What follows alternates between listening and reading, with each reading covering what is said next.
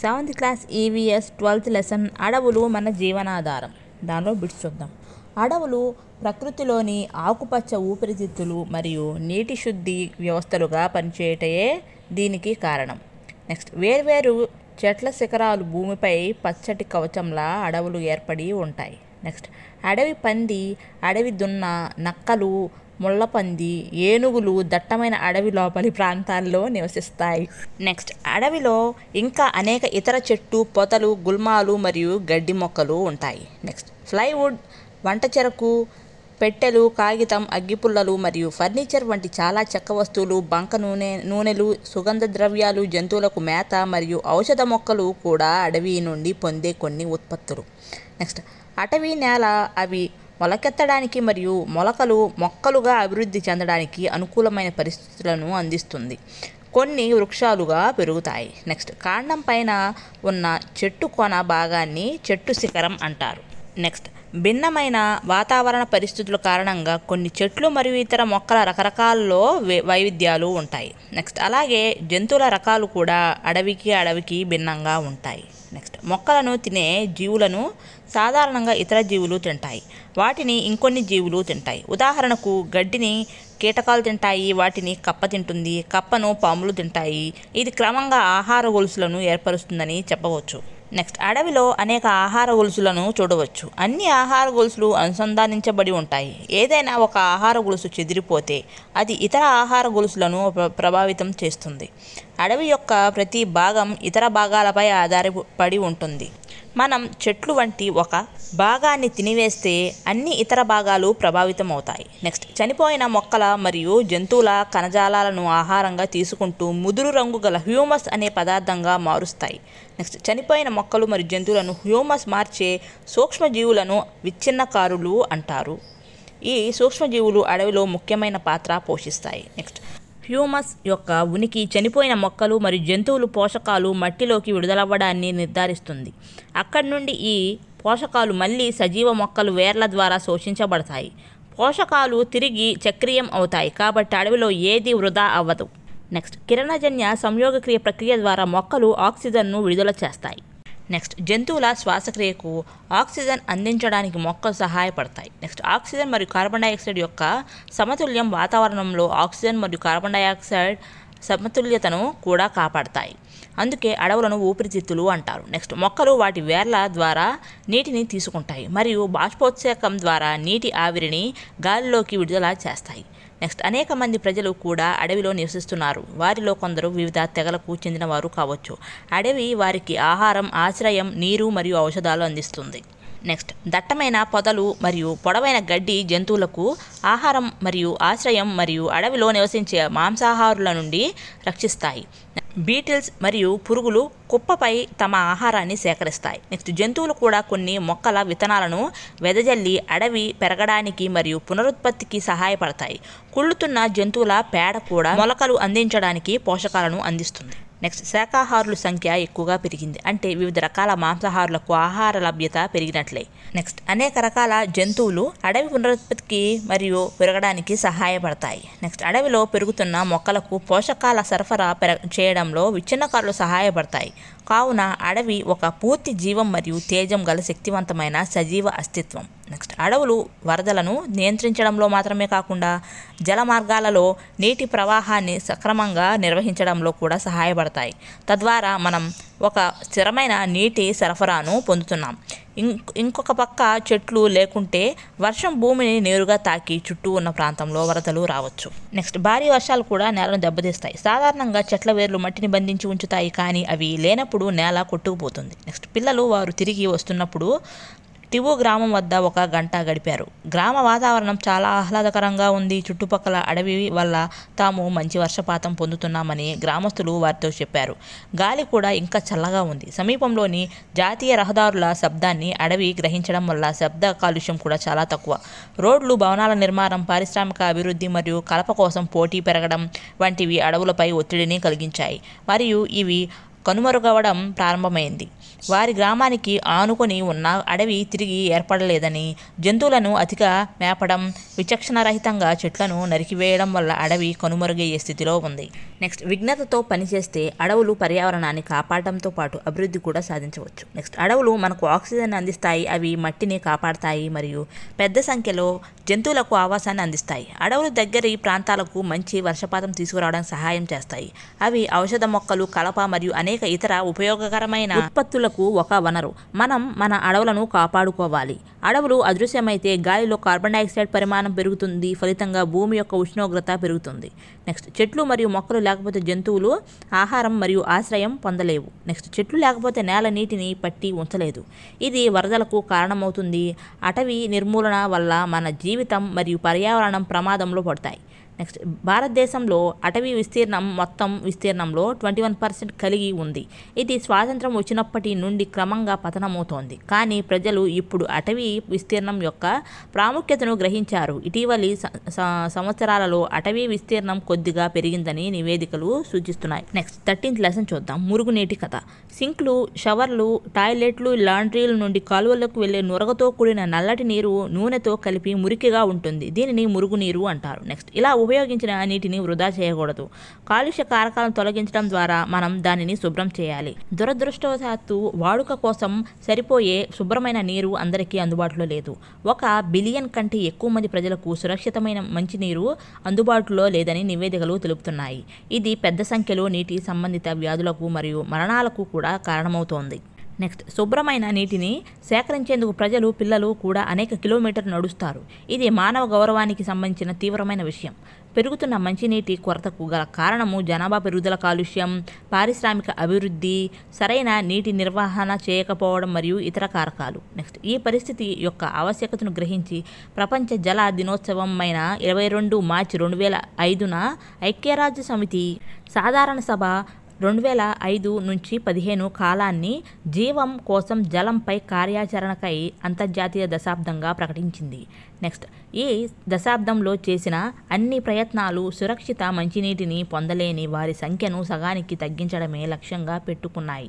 లక్ష్యం దిశగా గుర్తించదగిన పురోగతి ఉంది, కానీ ఇంకా సాధించాల్సింది చాలా ఉంది. నెక్స్ట్, నీటిని శుభ్రపరచడం అనేది నీటి వనరుల్లోకి ప్రవేశించే ముందు లేదా తిరిగి ఉపయోగించబడే ముందు కాలుష్య కారకాలను తొలగించే ప్రక్రియ. ఈ విధంగా వృధా నీటిని శుద్ధి ప్రక్రియను సాధారణంగా మురుగునీటి శుద్ధి అంటారు. ఈ ప్రక్రియలో అనేక దశలు ఉన్నాయి. మురుగు అంటే ఏంటి చూద్దాం. ఇల్లు, పరిశ్రమలు, ఆసుపత్రులు, కార్యాలయాలు వంటి వాటి నుండి విడుదలయ్యే వృధా నీటిని మురుగునీరు అంటారు. ఇది తుఫాను లేదా భారీ వర్షం సమయంలో వీధిలో ప్రవహించే వర్షపు నీటిని కూడా కలిగి ఉంటుంది. రోడ్లు మరియు ఇండ్ల పైకప్పుల నుండి ప్రవహించే నీరు దానితో పాటు హానికరమైన పదార్థాలు తీసుకువస్తుంది. మురుగు ఒక ద్రవ వ్యర్థం. అందులో ఎక్కువ భాగం నీరు కరిగిన మరియు తేలియాడే మలినాలను కలిగి ఉంటుంది. మురుగు అనేది తేలియాడే ఘన పదార్థాలు, కర్బన మరియు అకర్బన కలుషితాలు, పోషకాలు, పూతికాహారులు, వ్యాధికారక బ్యాక్టీరియా మరియు ఇతర సూక్ష్మజీవులను కలిగి ఉన్న సంక్లిష్ట మిశ్రమం. నెక్స్ట్, కర్బన మలినాలంటే ఏందో చూద్దాం. మానవ మలం, జంతువుల వ్యర్థాలు, నూనెలు, యూరియా అంటే మూత్రం అన్నమాట, పురుగు మందులు, కలుపు సంహారకాలు, పండ్లు మరియు కూరగాయల వ్యర్థాలు మొదలైనవన్నీ కర్బన మలినాలు. నెక్స్ట్, అకర్బన మలినాలు అంటే ఏందో చూద్దాం. నైట్రేట్లు, ఫాస్ఫేట్లు, లోహాలు. నెక్స్ట్, 3వది పోషకాలు అంటే ఏందో చూద్దాం. Phosphorus, nitrogen. నెక్స్ట్, బ్యాక్టీరియా అంటే కలరా వ్యాధిని కలిగించే విబ్రియో కలరా. నెక్స్ట్, టైఫాయిడ్ వ్యాధిని కలిగించే సాల్మోనెల్లా పారాటైఫీ. ఈ 2 కూడా బ్యాక్టీరియా అనమాట. నెక్స్ట్, ఇతర సూక్ష్మజీవులు అంటే విరేచనాలను కలిగించే ప్రోటోజోమల్ అనమాట. నీరు తాజాగా అయ్యే విధానము ఒక సంఘటనాత్మక ప్రయాణం. నెక్స్ట్, ఇల్లు లేదా పబ్లిక్ బిల్డింగ్లో సాధారణంగా ఒక జట్టు పైపులు స్వచ్ఛమైన నీటిని తెస్తాయి మరియు మరొక జట్టు పైపులు మురుగునీటిని తీసుకువెళ్తాయి. మనం వీటిని నేల అడుగు భాగంలో చూడగలడాన్ని ఊహించుకోండి. అప్పుడు చిన్న పెద్ద మురుగునీటి పైపుల వలన చూడగలం. వీటిని మురుగునీటి గొట్టాలని, ఈ వ్యవస్థను మురుగునీటి వ్యవస్థ అంటారు. ఇది మురుగునీటిని ఉత్పత్తి చేసే ప్రదేశం నుండి పారవేసే ప్రదేశం వరకు, అంటే మురుగునీటి శుద్ధి ప్రాంతం వరకు తీసుకువెళ్లే ఒక రవాణా వ్యవస్థ వంటిది. నెక్స్ట్, మురుగునీటి వ్యవస్థలో ప్రతి 50 మీటర్ల నుండి 60 మీటర్ల వరకు 2 లేదా అంతకంటే ఎక్కువ గొట్టాల జంక్షన్ వద్ద మరియు దిశలో మార్పు ఉన్న పాయింట్ల వద్ద మ్యాన్ హోల్స్ ఉంటాయి. నెక్స్ట్, మురుగునీటి శుద్ధి కర్మాగారం WWTP అంటే ఏందో చూద్దాం. మురుగునీటి శుద్ధిలో భౌతిక రసాయన మరియు జీవ సంబంధమైన ప్రక్రియలు ఉన్నాయి. ఇవి నీటిని కలుషితం చేసిన భౌతిక రసాయన జీవ సంబంధ పదార్థాలను తొలగిస్తాయి. దానిలో ఫస్ట్ పాయింట్, మురుగునీరు బార్ స్క్రీన్ల గుండా పంపబడుతుంది. గుడ్డులు, కర్ర ముక్కలు, డబ్బాలు, ప్లాస్టిక్ సంచులు, నాప్కిన్స్ వంటి పెద్ద వస్తువులు ఇక్కడ తొలగించబడతాయి. నెక్స్ట్ రెండవది, తర్వాత నీరు, దుమ్ము, ఇసుక తొలగించు ట్యాంక్లోకి వెళ్తుంది. ఇక్కడ దీని ఫలితంగా ఇసుక, దుమ్ము, గులకరాళ్ళు అడుగున చేరడం కోసం నీటి ప్రవాహ వేగాన్ని తగ్గిస్తారు. నెక్స్ట్ థర్డ్ పాయింట్, తర్వాత ఒక వైపు వాలుగా ఉండే పెద్ద ట్యాంక్లోకి నీరు పంపబడుతుంది. మలం వంటి ఘన పదార్థాలు ట్యాంక్ అడుగు భాగాన్ని చేస్తాయి. దీనిని స్కాపర్ అనే పరికరం ద్వారా తొలగిస్తారు. దీన్ని ద్రవరూప స్లడ్జ్ అంటే బురద అంటారు. పైకి తేలియాడే నూనె, గ్రీస్ వంటి పదార్థాలను స్కీమర్లతో తొలగిస్తారు. స్పష్టంగా కనబడే ఈ నీటిని శుద్ధ జలం అంటారు. బురద ఒక ప్రత్యేక ట్యాంకు బదిలీ చేయబడుతుంది. అక్కడ అది అవాయు బ్యాక్టీరియా ద్వారా కుళ్ళిపోయేటట్లు చేస్తారు. ఈ ప్రక్రియలో ఉత్పత్తి చేయబడిన బయోగ్యాస్ ఇంధనంగా ఉపయోగించవచ్చు లేదా విద్యుత్తును ఉత్పత్తి చేయడానికి ఉపయోగించవచ్చు. నెక్స్ట్ ఫోర్త్ పాయింట్, వాయు సహిత బ్యాక్టీరియా వృద్ధి చెందడానికి సహాయం చేయడానికి గాలిని శుద్ధి చేసిన నీటిలోకి పంపుతారు. నీటిలో మిగిలిపోయిన మానవ వ్యర్థాలు, ఆహార వ్యర్థాలు, సబ్బులు మరియు ఇతర వ్యర్థ పదార్థాలన్నీ బ్యాక్టీరియా వినియోగిస్తాయి. నెక్స్ట్, కొన్ని గంటల తర్వాత నీటిలో తేలియాడే సూక్ష్మజీవులు ట్యాంక్ అడుగు భాగంలో చేరి క్రియాశీల మురుగుగా మారుతుంది. తర్వాత పైనున్న నీటిని తొలగిస్తారు. ఈ క్రియాశీల మురుగులో దాదాపు 97% నీరు ఉంటుంది. ఇసుక, ఆరబెట్టే పడకలు లేదా యంత్రాల ద్వారా నీటిని తొలగిస్తారు. నేలకు తిరిగి పోషకాలు అందించడానికి ఎండిన మురుగును ఎరువుగా వాడతారు. ఇలా శుద్ధి చేసిన నీటిలో చాలా తక్కువ స్థాయి కర్బన పదార్థాలు మరియు తేలియాడే పదార్థాలు ఉంటాయి. వీటిని సముద్రాల్లోకి కానీ, నదుల్లోకి కానీ లేదా భూమిలోకి విడుదల చేస్తారు. ప్రకృతి దానిని మరింత శుభ్రపరుస్తుంది. కొన్నిసార్లు నీటిని పంపిణీ వ్యవస్థలోకి విడుదల చేయడానికి ముందు క్లోరిన్ మరియు ఓజోన్ వంటి రసాయనాలతో క్రియారహితం చేస్తారు. నెక్స్ట్, వ్యర్థాల ఉత్పత్తి అనేది మానవ కార్యకలాపాల్లో సహజమైన భాగం. నెక్స్ట్, మురుగునీటి శుద్ధి కర్మాగారంలో అనుసరించే ప్రక్రియల ద్వారా నదిలోని నీరు సహజంగా శుద్ధి చేయబడుతుంది. గమనిక, మురుగునీటి చెరువుల వెంబడి యూకలిప్టస్ చెట్లను పెంచాలని సూచించారు. ఈ చెట్లు అన్ని అధిక మురుగునీటిని వేగంగా గ్రహించి మరియు స్వచ్ఛమైన నీటి ఆవిరిని వాతావరణంలోకి విడుదల చేస్తాయి. నెక్స్ట్, వ్యర్థ రకం మరియు ఉత్పత్తి చేయబడే వ్యర్థాల పరిమాణాన్ని తగ్గించవచ్చు. తరచుగా మనము దుర్గంధమైన వాసనతో ఇబ్బంది పడుతుంటాం.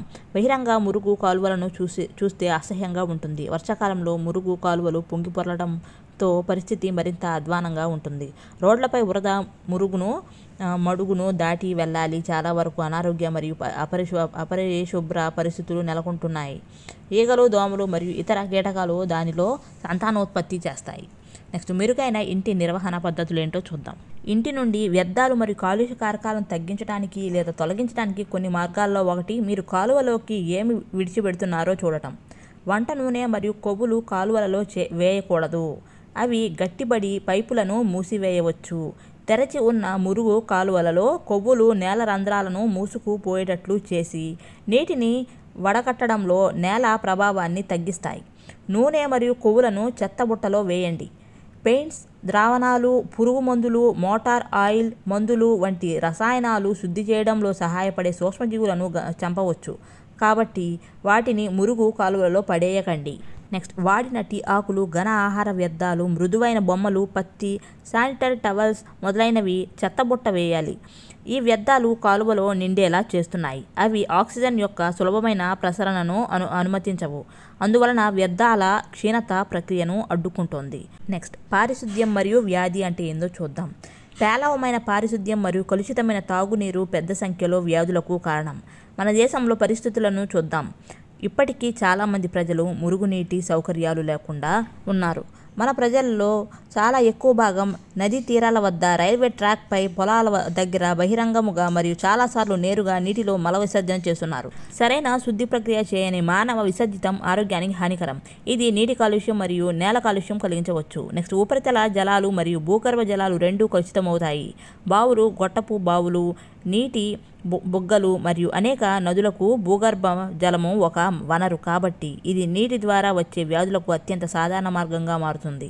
వారిలో కలరా, టైఫాయిడ్, పోలియో, మెనింజైటిస్, హెపటైటిస్ మరియు విరోచనాలు వంటి వ్యాధులు ఉన్నాయి. నెక్స్ట్, మురుగు పారవేసేందుకు ప్రత్యామ్నాయ ఏర్పాట్లు ఏంటో చూద్దాం. పారిశుద్ధ్యాన్ని మెరుగుపరచడానికి తక్కువ ఖర్చుతో అక్కడికక్కడే మురుగు పారవేసే పద్ధతులు ప్రోత్సహించబడుతున్నాయి. ఉదాహరణకు సెప్టిక్ ట్యాంకులు, రసాయన మురుగుదొడ్లు, కంపోస్టింగ్ గుంటలు. సెప్టిక్ ట్యాంకులు మురుగునీటి వ్యవస్థ లేని ప్రదేశాలకు, ఆసుపత్రులకు, భవనాలకు లేదా 4 నుండి 5 గృహాల సమూహానికి అనుకూలంగా ఉంటాయి. నెక్స్ట్, కొన్ని సంస్థలు అక్కడికక్కడే మానవ వ్యర్థాలను పారవేసే ఆరోగ్యకరమైన సాంకేతికతను అందిస్తున్నాయి. ఈ టాయిలెట్లను శుభ్రపరచవలసిన అవసరం లేదు. టాయిలెట్ సీట్ల నుండి మలమూత్రాలు మూసివేయబడిన కాలువల ద్వారా బయోగ్యాస్ ప్లాంట్లోకి ప్రవహిస్తాయి. ఉత్పత్తి చేయబడిన బయోగ్యాస్ శక్తి వనరుగా ఉపయోగపడుతుంది. నెక్స్ట్, బహిరంగ ప్రదేశాల్లో పారిశుద్ధ్యం ఏంటో చూద్దాం. మన దేశంలో ఉత్సవాలు కాలానుగుణంగా నిర్వహించబడుతుంటాయి. వాటిలో పెద్ద సంఖ్యలో ప్రజలు పాల్గొంటారు. అదేవిధంగా రైల్వే స్టేషన్లు, బస్ డిపోలు, విమానాశ్రయాలు, ఆసుపత్రులు చాలా రద్దీగా ఉండే ప్రదేశాలు. రోజు వేలాది మంది వాటిని సందర్శిస్తుంటారు. అక్కడ పెద్ద మొత్తంలో వ్యర్థాలు ఉత్పత్తి అవుతాయి. వాటిని సరిగ్గా పారవేయాలి, లేదంటే అంటువ్యాధులు ప్రబలవచ్చు. పారిశుద్ధ్యం విషయంలో ప్రభుత్వం కొన్ని ప్రమాణాలను నిర్దేశించింది. దురదృష్టవశాత్తు అవి ఖచ్చితంగా అమలు జరగట్లేదు. అయితే మనమందరం బహిరంగ ప్రదేశాల్లో పారిశుద్ధ్య నిర్వహణలో సహకరించాలి. ఎక్కడా చెత్తను వెదజల్లకూడదు. కనుచూపు మేరలో చెత్తబుట్ట కనిపించకపోతే చెత్తను ఇంటికి తీసుకెళ్లి చెత్తబుట్టలో వేయాలి. నెక్స్ట్, మానవత్వం మరియు జ్ఞానోదయమైన పనులు చేయడానికి ఎవరి కోసం ఎదురు చూడాల్సిన అవసరం లేదు అని మహాత్మా గాంధీ అన్నాడు. నెక్స్ట్, భూగ్రహం మీద అత్యంత పేద ప్రజలకు స్వచ్ఛమైన నీరు మరియు పారిశుద్ధ్యాన్ని అందించడం ద్వారా మనము పేదరికం మరియు బాధలను తగ్గించగలము మరియు పిల్లలకు విద్యను అందించగలము అని యూనిసెఫ్ డెఫినేషన్ ఇచ్చింది. నెక్స్ట్, ఒక ప్రారంభ ఇంజనీరింగ్ అద్భుత సింధు లోయ నాగరికత పురాతన నాగరికతలలో ఒకటైన హరప్పా మరియు మొహంజదారోలో బహుశా ప్రపంచంలోని మొట్టమొదటి పట్టణ పారిశుద్ధ్య వ్యవస్థ. నగరంలో వ్యక్తిగతంగా ఇళ్ళు లేదా ఇళ్ల సమూహాలు బావుల నుండి నీటిని పొందాయి. స్నానం చేయడానికి ప్రత్యేక గది మరియు మూసి ఉన్న మురుగునీటి పారుదల వ్యవస్థతో ప్రధాన వీధుల్లో కాలువలు ఉన్నాయి.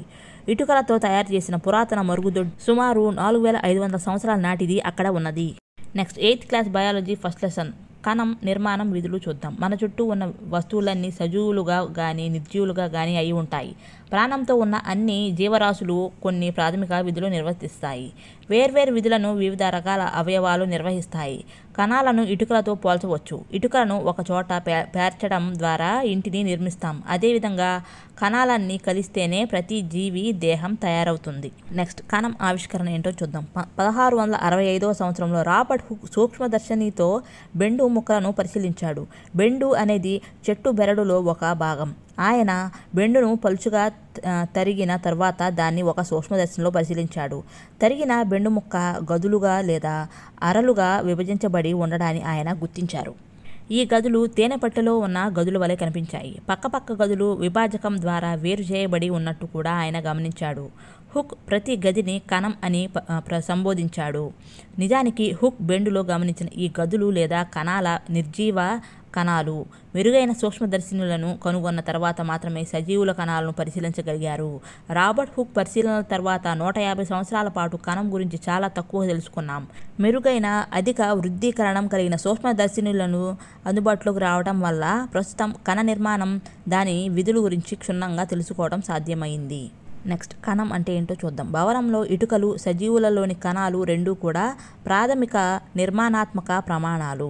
నెక్స్ట్, భవనాలు అన్నీ ఒకే రకమైన ఇటుకలతో నిర్మించబడినప్పటికీ అవి వేర్వేరు రూపాల్లో, ఆకారాల్లో, పరిమాణాల్లో ఉంటాయి కదా. అదేవిధంగా జీవరాశులు అన్నీ ఒకదానికి ఒకటి భిన్నంగా ఉన్నప్పటికీ అవి అన్ని కణాలతో నిర్మించబడి ఉంటాయి. సజీవుల్లోని కణాలు ప్రాణం లేని ఇటుకల కంటే సంక్లిష్టమైనవి. కోడిగుడ్డును కంటితో సులభంగా చూడవచ్చును. మరి ఇది కణమా, కణాల సమూహమా అంటే కోడిగుడ్డును ఏక కణానికి ఉదాహరణగా చెప్పొచ్చు. అంతేకాక అది సాధారణ కంటితో చూడగలిగేంత పెద్ద పరిమాణంలో ఉంటుంది. నెక్స్ట్, జీవులు కణాల యొక్క సంఖ్య, ఆకారం మరియు పరిమాణాలలో వైవిధ్యం ప్రదర్శిస్తాయి. నెక్స్ట్, సజీవ కణాలను శాస్త్రవేత్తలు వస్తువులను పెద్దవి చేసి చూపించగల సూక్ష్మదర్శినులను వారు ఉపయోగిస్తారు. రంజనాలను ఉపయోగించి కణాల్లోని భాగాలకు రంగులను అద్ది కణం యొక్క నిర్మాణాన్ని క్షుణ్ణంగా అధ్యయనం చేయుచున్నారు. మిలియన్ల కొద్దీ సజీవులు ఉన్నాయి. వాటి ఆకారాలు, పరిమాణాలు కూడా వేరువేరుగా ఉన్నాయి. వాటి అవయవాలు కూడా ఆకారం, పరిమాణం మరియు కణాల సంఖ్యలో భిన్నంగా ఉంటాయి. నెక్స్ట్, కణాల సంఖ్య ఏంటి చూద్దాం. పొడవుగా ఉన్న చెట్లు, ఏనుగు వంటి పెద్ద జంతువులలో ఎన్ని కణాలు సంఖ్య మిలియన్లు ట్రిలియన్లలో ఉంటుంది. మానవ దేహం భిన్న ఆకారాలు, పరిమాణం గల ట్రిలియన్ కణాలను కలిగి ఉంటుంది. వేర్వేరు సమూహాలుగా ఉండే కణాలు వేర్వేరు విధులను నిర్వర్తిస్తాయి. 1 బిలియన్ అనగా 1000 మిలియన్లు, 1 ట్రిలియన్ అనగా 1000 బిలియన్లు. 1 కంటే ఎక్కువ కణాలతో నిర్మించబడే జీవులను బహుకణ జీవులు అంటారు.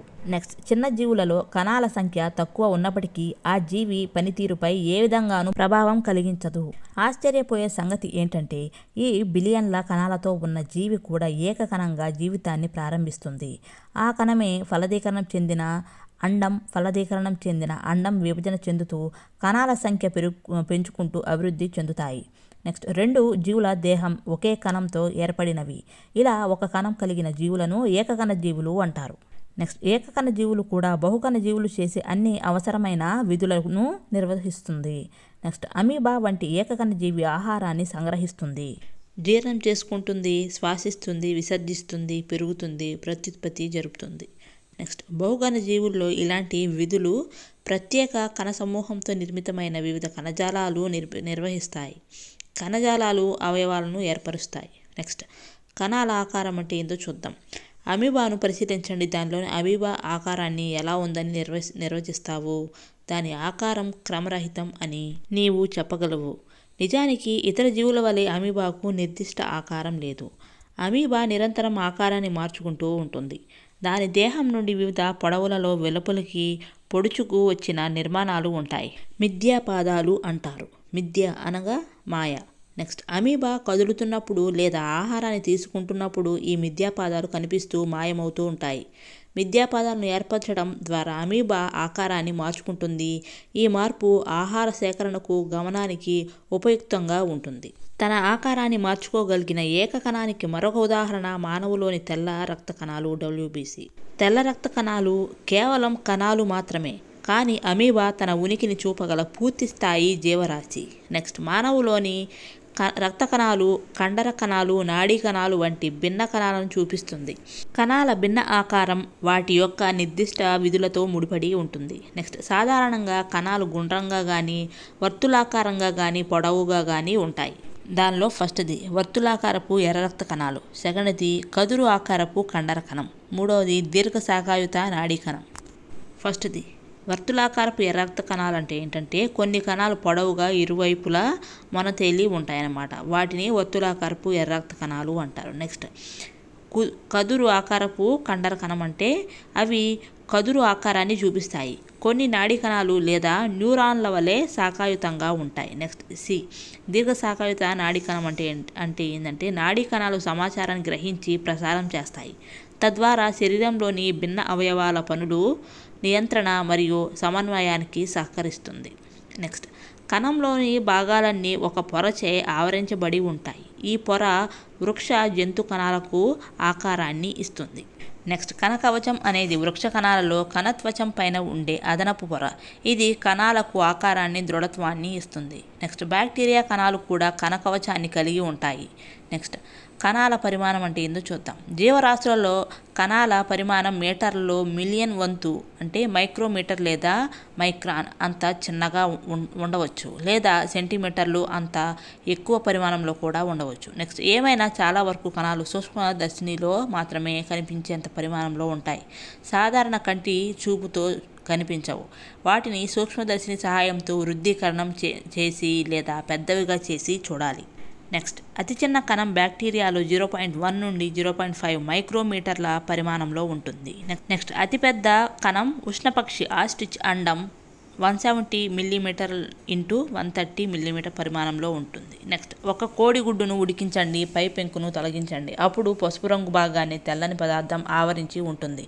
తెల్లని పదార్థం ఆల్బుమిన్. గుడ్డును ఉడికించినప్పుడు అది గడ్డకట్టింది. పసుపు రంగు భాగం సొన.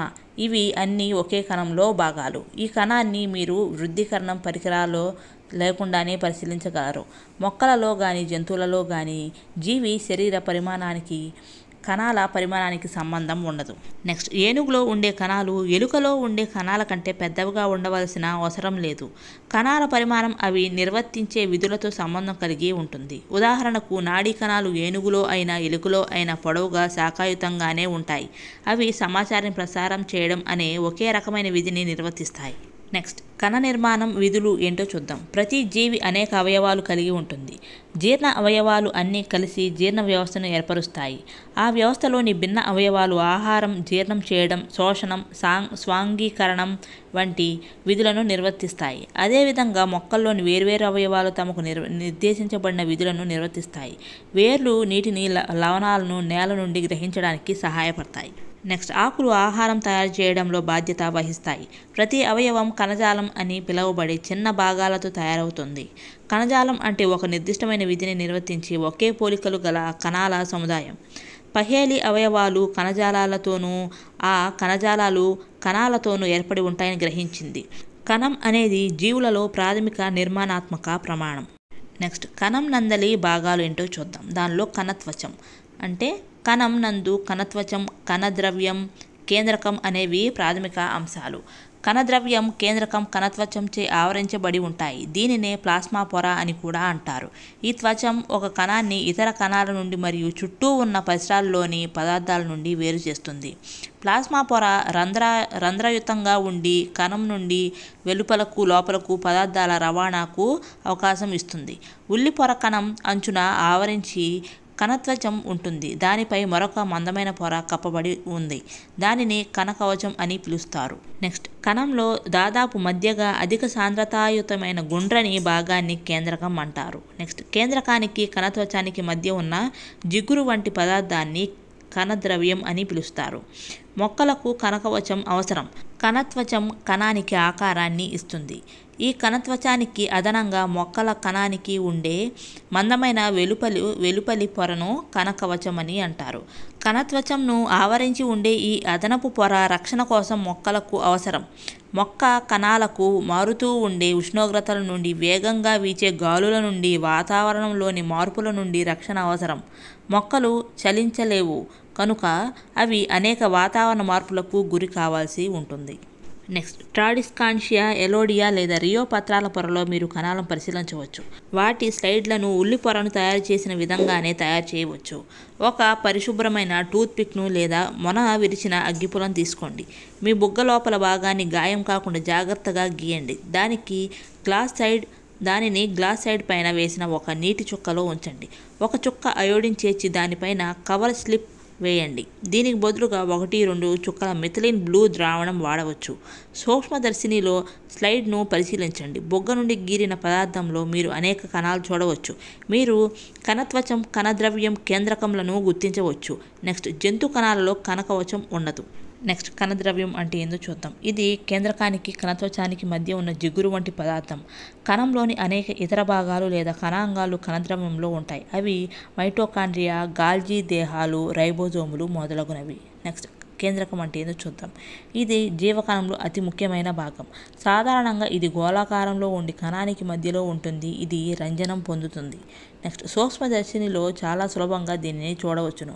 కేంద్రకంను కణద్రవ్యం నుండి వేరు చేసే త్వచాన్ని కేంద్రక త్వచం అంటారు. ఈ పొర కూడా రంధ్రయుతంగా ఉండి కణద్రవ్యానికి కేంద్రకంలోని పదార్థాల మధ్య పరస్పర రవాణాకు అనుమతిస్తుంది. అధిక వృద్ధీకరణ గల సూక్ష్మదర్శిని ఉపయోగించి కేంద్రకం లోపల గల మరొక చిన్న గోళాకార నిర్మాణాన్ని మనం చూడవచ్చు. దానిని కేంద్రకాంశం అంటారు. నెక్స్ట్, కేంద్రకాంశంతో పాటు కేంద్రకంలో క్రోమోజోమ్లు అనే దారం వంటి నిర్మాణాలు ఉంటాయి. వీటిలో ఉండే జన్యువులు తల్లిదండ్రుల లక్షణాలను వంశపారంపర్యంగా సంతానానికి సంక్రమింప చేయడంలో తోడ్పడతాయి. ఈ క్రోమోజోమ్లు కణ విభజన సమయంలో మాత్రమే స్పష్టంగా కనిపిస్తాయి. నెక్స్ట్, జన్యువు అంటే ఏందో చూద్దాం. జీవులలో జన్యువు అనువంశికత ప్రమాణం. తల్లిదండ్రుల నుండి పిల్లలకు వంశపారంపర్య లక్షణాలను సంక్రమించడానికి ఇది నియంత్రిస్తుంది. దీని అర్థం నీ తల్లిదండ్రుల నుండి కొన్ని లక్షణాలు నీకు సంక్రమించాయి అని. ఒకవేళ నీ తండ్రికి గోధుమ రంగు కళ్ళు ఉన్నాయి అనుకుంటే నీకు కూడా గోధుమ రంగు కళ్ళు ఉండవచ్చు.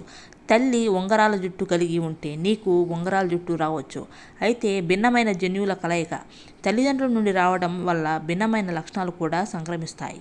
నెక్స్ట్, కేంద్రకం వంశపారంపర్యతలో తోడ్పడటమే కాకుండా కణం యొక్క విధులను నియంత్రించే కేంద్రకంగా పనిచేస్తుంది. జీవకణంలోని మొత్తం పదార్థం అంతటినీ జీవ పదార్థం అంటే ప్రోటోప్లాజం అంటారు. ఇది కణద్రవ్యాన్ని కేంద్రకాన్ని కలిగి ఉంటుంది. జీవ పదార్థాన్ని కణం యొక్క జీవానికి ఆధారంగా చెప్తారు.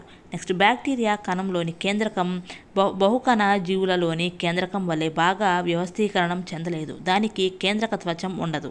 కేంద్రక త్వచం లేకుండా కేంద్రక పదార్థంను కలిగి ఉండే కణాలను కేంద్రక పూర్వ కణాలు అంటారు. అటువంటి కణాలను కలిగి ఉండే జీవులను కేంద్రక పూర్వ జీవులు అంటారు. అంటే ప్రో ముందు కార్యన్ అంటే కేంద్రకం అనమాట. ఉదాహరణకు బ్యాక్టీరియా మరియు నీలి ఆకుపచ్చ శైవలాలు, ఉల్లి. నెక్స్ట్, పొర కణాలు, బుగ్గ కణాలు కేంద్రక త్వచంతో కూడిన పూర్తిగా వ్యవస్థీకరించబడిన కేంద్రకంను కలిగి ఉంటాయి. వీటిని నిజ కేంద్రక కణాలు అంటారు. బ్యాక్టీరియాలు, నీలి ఆకుపచ్చ శైవలాలు తప్పించి మిగతా జీవులన్నీ నిజ కేంద్రక జీవులు.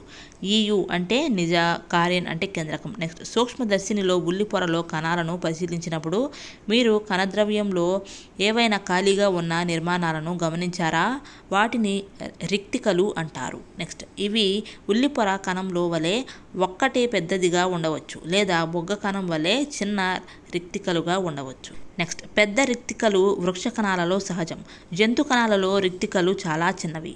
నెక్స్ట్, ట్రాడిస్కాన్షియా ఆకులలోని కణాల కణద్రవ్యంలో సూక్ష్మంగా వర్ణయుతంగా ఉన్న అనేక నిర్మాణాలను గమనించవచ్చు. అవి ఆకు కణాల కణద్రవ్యం అంతటా విస్తరించి ఉంటాయి. వాటిని ప్లాస్టిడ్లు అంటారు. అవి వివిధ రంగులలో ఉంటాయి. వాటిలో కొన్ని ఆకుపచ్చని వర్ణద్రవ్యమైన పత్రహరితాన్ని కలిగి ఉంటాయి. ఆకుపచ్చని రంగు ప్లాస్టిడ్లను హరిత రేణువులు అంటే క్లోరోప్లాస్ట్లు అంటారు. అవి పత్రాలకు ఆకుపచ్చ రంగు కలిగిస్తాయి. నెక్స్ట్, కిరణజన్య సంయోగ క్రియ జరగడానికి పత్రాలలో ఉండే హరిత రేణువులలో గల పత్రహరితం కారణం.